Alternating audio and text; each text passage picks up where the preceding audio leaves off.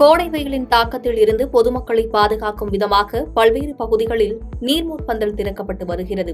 அந்த வகையில் செங்கல்பட்டு மாவட்டம் நந்திவரம் கூடுவாஞ்சேரி நகராட்சி பேருந்து நிலையம் அருகே திமுக சார்பில் தண்ணீர் பந்தல் திறப்பு விழா நடைபெற்றது. தண்ணீர் பந்தலை காஞ்சி வடக்கு மாவட்ட செயலாளரும் சிறு குறு மற்றும் நடுத்தர தொழில் நிறுவனங்கள் துறை அமைச்சருமான தாமு அன்பரசன் ஆகியோர் திறந்து வைத்தனர். இதில் பொதுமக்களுக்கு நீர்மோர், கூழ், பதநீர், குளிர்பானங்கள், தர்பூசணி, வெள்ளரிக்காய் உள்ளிட்டவற்றை பொதுமக்களுக்கு வழங்கி தண்ணீர் பந்தலை திறந்து வைக்கப்பட்டது.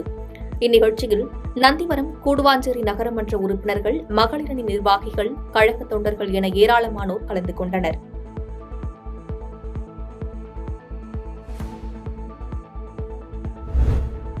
சென்னை மதுரவாயில் தனலட்சுமி நகர் பகுதியைச் சேர்ந்தவர் ஜீவா.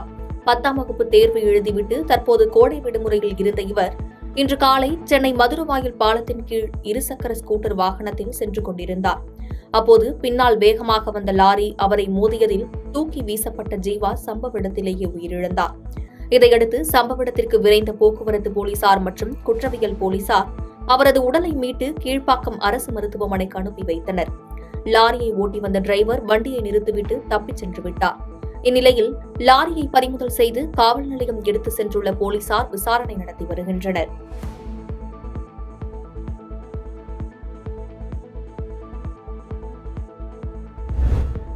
ஈரோடு மாவட்டம் சத்தியமங்கலம் கரட்டூர் ரோட்டில் பாரத ஸ்டேட் பேங்க் இயங்குகிறது.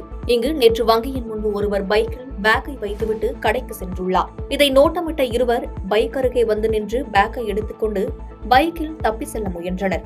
இதனை கண்ட பைக் உரிமையாளர் அவர்களை துரத்தி சென்றார். அவர்கள் அங்கிருந்து தப்பி சென்று விட்டனர். இந்த காட்சி அருகிலிருந்த சிசிடிவி கேமராவில் பதிவாகியுள்ளது. இதுகுறித்து போலீசார் விசாரணை நடத்தி வருகின்றனர்.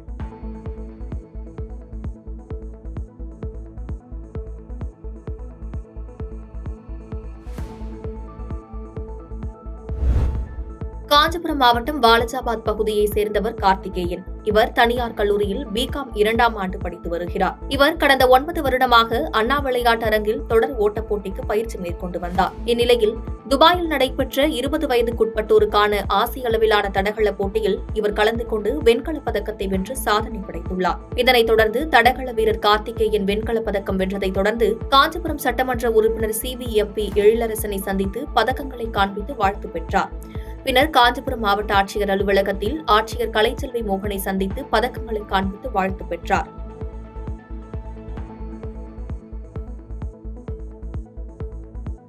பாதகம் செய்பவரை கண்டால் நாம் பயங்கொள்ளலாகாது பாப்பா, மோதி மிதித்து விடு பாப்பா, அவர் முகத்தில் உமிழ்ந்து விடு பாப்பா. அண்மை செய்திகளை உடனுக்குடன் தெரிந்து கொள்ள இணைந்திருங்கள் இயம்நாடு தொலைக்காட்சியுடன்.